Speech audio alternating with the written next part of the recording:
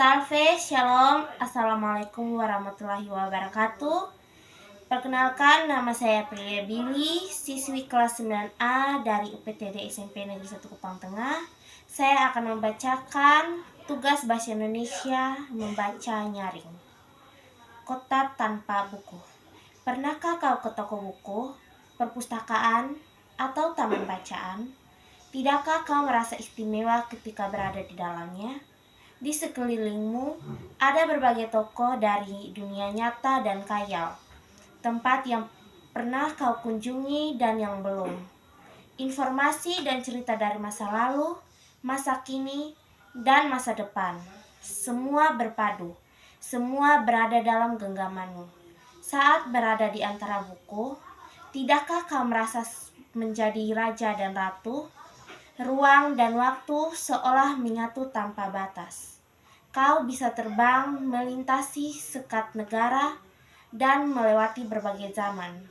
Kau bisa menyelam ke dalam samudra, melayang di angkasa, bercanda dengan aneka satwa, dan berkelana di tengah padatnya kota, juga di rimba raya.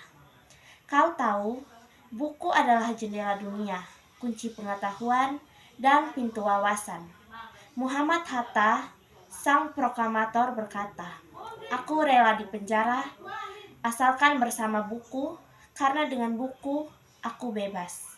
Melalui buku, manusia terbebas dari ketidaktahuan.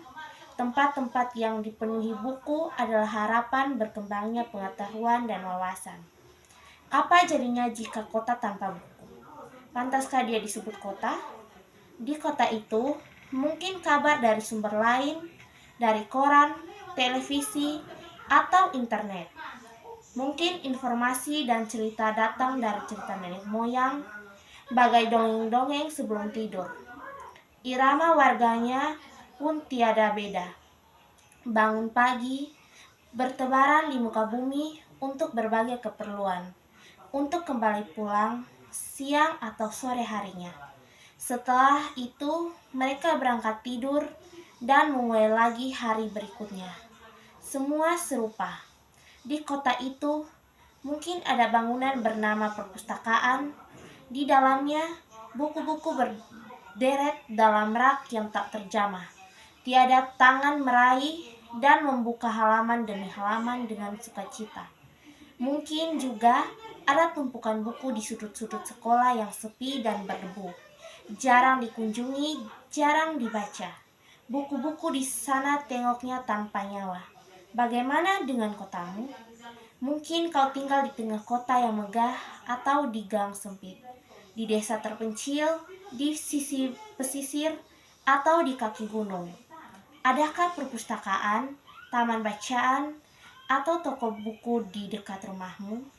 Jika ada, apakah tempat itu menjadi wadah berkumpulan anak-anak dan warga, menjadi pusat perkembangannya, wawasan dan pengetahuan, atau hanya menjadi pajangan?